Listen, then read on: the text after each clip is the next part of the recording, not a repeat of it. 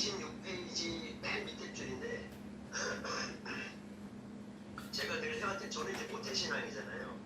모태신앙으로서 제가 부딪혔던 게 뭐냐면 대학교 갔더니 믿지 않는 친구들에게 제가 복음을 전했어요. 희한하게 그때는 우리 사형리 같은 경우에 그런 거 있잖아요. 그 전달하면 희한하게 믿어요.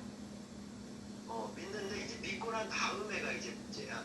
뭐냐면 이 친구들이 이제 모태신앙이 아니고 교회를 처음 다녀봤던 기독교를 처음 접한 친구들 같은 경우에는 질문이 많아요. 저는 질문이 별로 없어요. 모태신앙으로서 모든 게 당연하게 다 받아들여졌기 때문에. 그런데 여기 맨 밑에 줄에 나와 있는 것처럼 26페이지 맨 밑에 줄에 문제 해결을 위한 차원 높은 사고를 할 수 없는 미성숙한 사람들은 자기에게 편한 쪽으로 문제를 처리하게 되어 있다. 결국 미성숙한 저는 그 당시 저에게 편하고 쉬운 미성숙한 처리를 하게 되었다.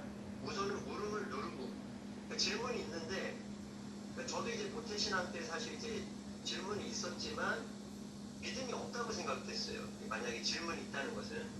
그래서 우선은 무릎을 누르고 그냥 내가 사는 오늘날이라고 믿어버린다. 믿어버리는 거예요. 그러면 당장은 편하다. 저의 살아있는 생각을 포기하고 제가 생각하는 그 어떤 틀, 패러다임에서 나오는 생각을 나의 생각으로 삼았다. 요게 이제 거기에 이제 바로 밑에 줄인데 저라는 한 인간의 존재에서 나오는 정당하고 적절한 물음도 있어서는 안 된다고 생각했다.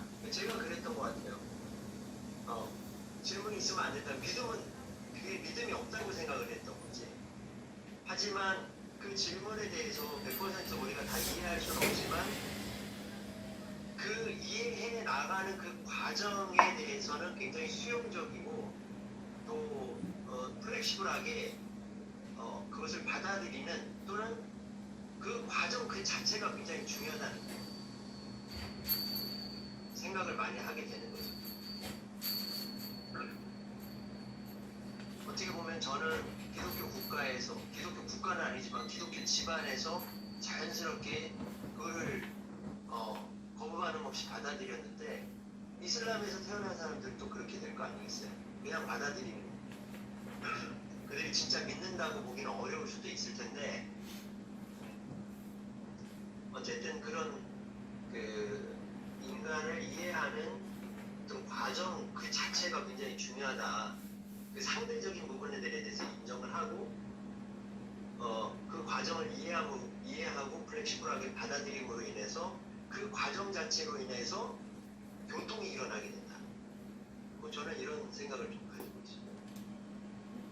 그리고 이 태도가 왜 중요한가 하면 그 닫힌 의식의 뒤로 이제 연결이 됐지만 그러면은 그러니까 일단은 자기 자신에 대해서 일단은 개방적 자세를 지녀야 되는데 어떤 자기 자신의 모습을 딱 고정된 형태로 이렇게 딱 붙잡고 움직이지 않으려는 기본적인 태도를 가진 상황에서는 자기의 역사를 되돌아보려고 하는 태도도 그 다음에 다른 이들과 그것을 공유하려고 하는 태도도 그리고 그 안에서 서로가 서로를 수용하려고 하는 태도도 나올 수가 없다라는 게 그 가장 큰 문제인 것 같아요. 그러니까는 저는 이분이 서문에서 왜 이 얘기를 이렇게 진지하게 얘기했을까를 따져놓고 보면은 그러니까 무조건 이건 신앙적이고 이건 맞는 것이야 라는 어떤 딱 그 어떤 그 고정된 틀로 딱 찍어 누르는 상황에서는 어떠한 자기 인식도 어떠한 자기에 대한 성찰도 어떠한 타인에 대한 수용도 가능하지 않다라는 거기 때문에 그러니까 그 태도에 대해서 조금 더 이분은 개방적인 태도를 가지려고 하는 것에 대해서 이야기를 하려고 하기 위해서 서문에서 이렇게 이 이야기를 한 챕터를 잡아서 좀 길게 얘기했던 것이 아닐까. 왜 이분한테 이 부분이 이렇게 중요할까? 사실은 저는 저 입장에서는 오히려 그런 질문이 들었었어요. 근데 이제 좀 그런 생각이 좀 들어요. 그러니까는 왜냐면은 그렇지 않은 상태에서는 일단 공격받으니까 그게 꼭 아까 얘기한 것처럼 그게 꼭 필요해? 정신의학이? 그게 진짜로 하나님만 있으면 되지? 이렇게 딱 얘기하는 순간 그 어떤 이야기도 나갈 수가 없는 거죠. 그러니까 모든 것들을 다 그러니까 신앙의 잣대, 신앙이라는 이름으로 딱 찍어 눌러버리면은 근데 그게 아니라는 거지. 그게 그 신앙이라는 이름 안에서 우리 스스로를 성찰할 수 있고 그다음에 다른 이의 이야기에 대해서 귀 기울일 수 있고 수용할 수 있는 태도로 나아가기 위한 전제 조건이 그러니까 자기가 믿는 신앙이라는 그 교리 안에 자기를 가둬두는 것이 아니라 그러니까 개방적인 태도로 그러니까 이 관계성 안으로 들어가는 것 이것이 중요한 것이 아닌가 이 이야기를 하기 위해서 이렇게 이야기를 전제로 이렇게 길게 까는 거 아닌가 이런 생각도 해봤어요. 예.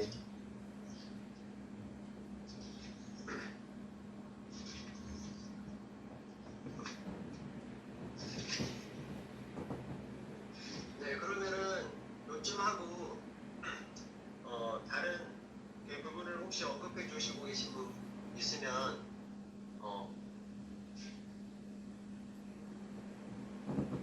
한번 던져 주시죠. 저는 이제 여기서 이 책이 참 도움이 저한테 이제 됐었던 부분을 좀 나누자면, 그러니까 인간은 역사를 가지는 존재이다라는 이제 제목이 다음 1장에서 첫 제목인데, 아까 이제 처음에 제가 이제 한 주간 있었던 일을 나누는 과정에서 나누기도 했지만, 한 지체가 있는데, 그러니까 연락도 안 되고, 반응도 하지 않고, 너무 무책임한 거예요. 이제 상식적으로 보면은. 왜 저럴까? 내가 자기한테 돈이 걸려 있으면 나한테 이럴까? 그러니까 이런 생각이 들 정도로, 그러니까 너무 무례한 거 아닌가? 이제 이 교회 지체가 이제 그렇게 느껴지는 거예요. 근데 그런 상황에서, 그러니까 이제, 왜냐면은, 그러니까 내 입장에서 봤을 적에는 그렇게 생각이 되는 거죠. 그런데 이제 이런 과정에서 이 책을 읽으면서, 그러니까 어떤 생각을 하게 되냐면, 내가 나의 과거, 나의 의식과 무의식, 어떤 가치의식과 뭐 열린의식 사이에서 어떤 경험이 내게 있다면 그분도 역시 그가 살아온 인생이 있다라는 거지. 그러니까 지금 이런 자기가 신앙의 어두운 터널에 있는 이런 속에서 그런 태도를 취하는 것이 밖에 없는 그분의 인생이 있었다라는 것에 대해서 생각하지 않으면 그러니까 그거를 생각하지 않으면 나의 입장에서 찍어 눌러버리게 되는 거죠. 그러니까는 그분은 그렇게 반응할 수밖에 없는 여러 가지 역사적인 존재가 있었는데, 그러니까 이제 이해가 되지 않는 게 제일 답답하잖아요. 이해가 되지 않는 게 도대체 왜 저러는 거지? 근데 이제 많은 사람들은 저도 그렇지만은 지금 나를 무시하는 거야? 이렇게 반응을 나가요. 제가 왜 그러냐면은 그러니까 내 입장에서 그거를 그냥 판단해서 그러니까 내가 존중받고 있지 못한다라는 생각으로 전제시켜 나가는 거지. 그러니까 내 입장에서. 근데 상대방은 그게 아닌데. 그런 과정에서 오해가 쌓이고 관계가 이제 틀어지고 이제 파괴가 되는 거죠, 이제. 그래서 근데 이제 이거를 보면서 저는 그 지체에 대해서 신앙적으로 다운돼 있고 막 여러 가지 지금 뭐 어려운 상황에서 있는 상황에서 그 지체에 대해서 왜 그럴까라는 부분에 대해서 일단은 그 분에 대해서 열린 태도를 가지고 조금 더 기도하기 시작했을 적에 그러니까 그 다음부터는 이제 조금 더 다른 그 관계성 안으로 들어간다라는 생각을 좀 하게 되더라고요. 그래서 다른 지체들도 마찬가지고 그러니까 셀 모임을 해야 된다라는 거는 대전제는 다 동의하는데 이게 시간이 다 안 맞는 거예요. 그러니까 뭐 여러 가지로 막 이렇게 어려운 거예요. 그러니까 이제 이거를 조율하는 과정이 너무 힘든 거예요. 그래서 차라리 그냥 이거 괜히 했나 막 이러고 싶기도 하고 막 근데 그거 역시도 그분들은 그분들의 삶이 있고 다 인생들이 지금 있고 그런데 그거를 지금 당위만을 들려가지고선 누가 해야 돼라고 이런 식으로 한다라고 한다면 폭력이 된다라는 거지.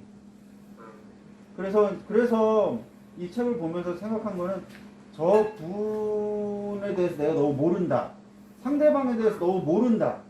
상대방이 어떤 인생을 살아왔고 왜 어떤 생각을 하면서 살아왔고 어떤 아픔이 있고 어떤 기쁨이 있고 이런 것들을 서로 충분한 교제를 통해서 알아나가고 그러면서 서로가 서로를 신뢰하는 과정 속에서 그것이 받아들여지면서 그 안에서 이해가라는 것이 발생하게 되는데 우리의 관계라는 게 너무 피상적이기 때문에 그러니까 이제 그런 관계로까지 못 나가는 그 어떤 따라하는 거에 대해서 이제 생각을 하게 되는 거죠. 그러니까 그러면 교회 공동체가 그런 관계로까지 못 나간다라고 한다면 이제 다시 한번 어떤 지향점을 가져야 되는 거인가에 대해서 좀 생각을 하게 되는 거죠. 좀. 예. 굉장히 중요한 얘기를 해주신 것 같아요. 역사, 그러니까 현재가 있다는 것은 현재에 있기까지 어떤 역사가 있는데 그 역사의 어떤 단서들을 통해서 현재를 이해하지 않으면 현재 표출되고 있는 어떤 말과 행동이나 어떤 그런 것들이 이해가 안 되니까 이해가 안 되는 상황 속에서 공동의 과업이라고 해야 되나, 뭐 당이라고 해야 되나, 그것을 들이민다는 것은 사실상 신뢰관계가 일단 형성이 되지 않고 신뢰관계가 형성이 되지 않는데 뭔가를 같이 한다. 사실 이거는 우리의 신앙과도 대치되고 그 삼위일체 공동체 제가 자꾸 언급을 하는데 삼위일체 하나님이 존재하는 방식 안에서의 가장 중요한 가치가 사랑이고 신뢰고 관계고 그게 형성이 존중이고 그런 것을 바탕으로 해서 상호 협력이나 어떤 그런 협의 이런 것들이 이제 돼가는 것 같아요. 저도 이제 부부 생활을 하면서 작년에 이제 되게 큰 깨달음을 얻었던 것 중에 하나가 우리가 14년 차인데 결혼한 지 14년 차인데 생각해 보니까 내가 집사람을 이해해 보려고 하는 시도를 많이 안 했다는 생각을 작년에 했던 거예요. 그러니까 내가 갖고 있는 그 가정의 가정관, 또 부부관, 부부의 삶 이런 것들을 이제 어떻게 보면은 그냥 원하기만 했지 한 사람으로서의 인격체로서의 우리 아내에 대한 그 사람의 역사 또는 그 사람의 경향 또 기질 또 그 사람이 원하는 미래 어떤 것들 이런 것들에 대해서 좀 많이 생각을 못 해봤던 것 같아요. 그래서 다 한 가지 예를 들자면 생활 방식이 이게 다르잖아요. 저는 좀 정리정돈된 상황 속에서 이렇게 사는 걸 되게 좋아하는데 집사람은 또 그렇지 않은 상황에서 살아가는 게 방식이 되게 익숙했었어요. 그래서 여기서 이제 좀 스트레스가 좀 우리 집 쌓였었는데 한법 그런데 작년에 이제 목사님도 상담을 정리를 다 하실 것 받으면서 같은데?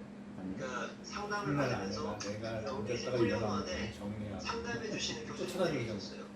어떤 문제가 있어서 상담해 주는 게 아니라 나 자신에 대한 이해와 또 다른 타인에 대한 이해를 위한 어떤 상담 시간인데 상담을 하면서 제가 이제 도전이 됐던 게 이제 좀 전에 얘기했던 아내에 대해서 생각을 못 해봤던 부분들을 생각을 하면서 아내의 삶 속에서 왜 그렇게 나와 다른 어떤 그런 생활 방식 그것에 대해 생각을 하는데 나중에 이해가 되는 거예요.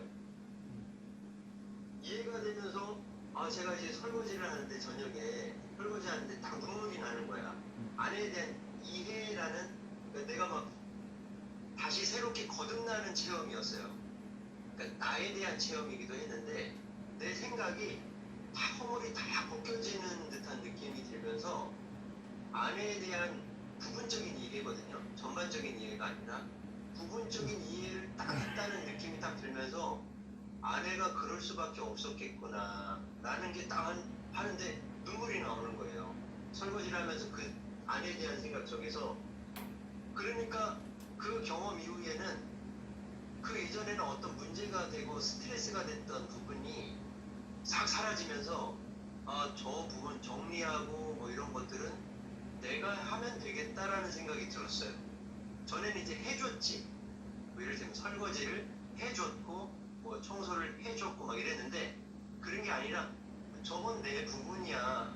저건 내가 더 잘 생각했고 내 눈에 더 들어오고 내 마음에 더 들어오는 부분이니까 우리 구성원 중에 내가 하면 되겠구나라는 생각이 이제 그 이해를 바탕으로 해서 들어오면서 자연스럽게 그 평화가 그 부분에 대한 평화와 안정감 그러면서 이제 아내는 아내가 더 잘하는 부분들을 하면 되고 또 나는 내가 마음에 잘 들어오는 부분을 내가 하면 되겠구나라는 생각이 들어오면서 다른 부분들까지도 더 그 부분이 이제 들어오는 것을 이제 경험하게 된 거죠.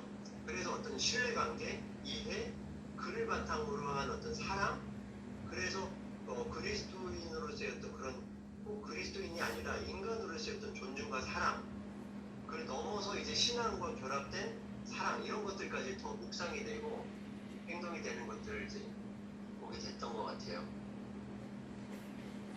내가 보기에는 우리가 이게 두 번째 책임적 존재로서의 인간 이렇게 얘기하는데 그 책임이 좀 없는 사람들이 한국에 되게 많죠. 책임을 모르는 사람들이 되게 많죠.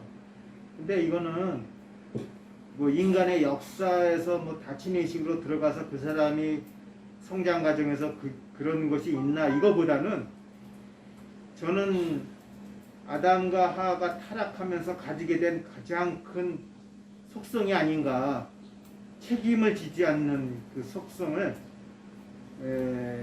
우리가 그 선조가 타락하면서 가지게 됐던 가장 큰 속성이라고 그렇게 여겨져요. 왜냐하면 선악과 따먹고 나서 너 왜 먹었냐 했을 때 자기들이 책임 다 안 지잖아. 다 미루잖아. 예?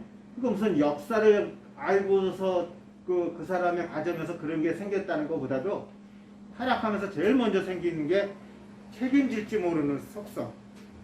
이것이 그대로 전수돼 가지고 우리 지금 현대인들도 사실 책임만 하나 지기만 하면은 세상이 이렇게 복잡해지지 않고 세상이 이렇게 엉망이 되지 않아요. 근데 가만히 보면 책임 안 지는 인간이 태반이야. 다 이 사회 보면 다 책임 안 지고, 응?